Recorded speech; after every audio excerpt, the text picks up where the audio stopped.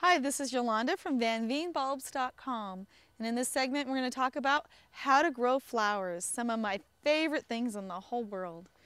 So flowers can grow pretty much anywhere. So there's flowers that can grow in the shade, some that can grow in the sun, some that can grow in the woods, and some that like to be around lakes, and some that do best around the ocean. But all flowers will do well in almost any condition. There's just a few things that you need to have, and one is sun. You've got to have a place that they'll grow and do well in a sunny spot. And you need good soil, good compost or good potting soil to grow them in. I really like raised beds. I found my plants do the best in raised beds because they've got good drainage and they get nice and warm in the summertime, and they still get some heat in the wintertime. They don't seem to freeze so much in those raised beds. So they seem to do really well from year to year. So you can grow flowers pretty much anywhere that weeds will grow. So when you're setting aside an area for flowers, I always check and see if weeds are growing there, flowers will grow.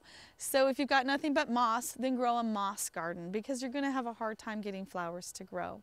But there are some shade plants that do have beautiful flowers, like cyclamen and colchicum and all types of fuchsias and hostas, and there's lots of beautiful shade plants. There's lots of beautiful sun plants.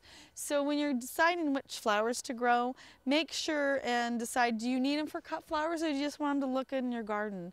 Because the plants like tigridia and daylilies are great in the garden, but they don't make great cut flowers. On the other hand, dahlias are great in the garden and they make great cut flowers, and they'll give you blooms from summer through the first frost and even later till when it freezes really hard.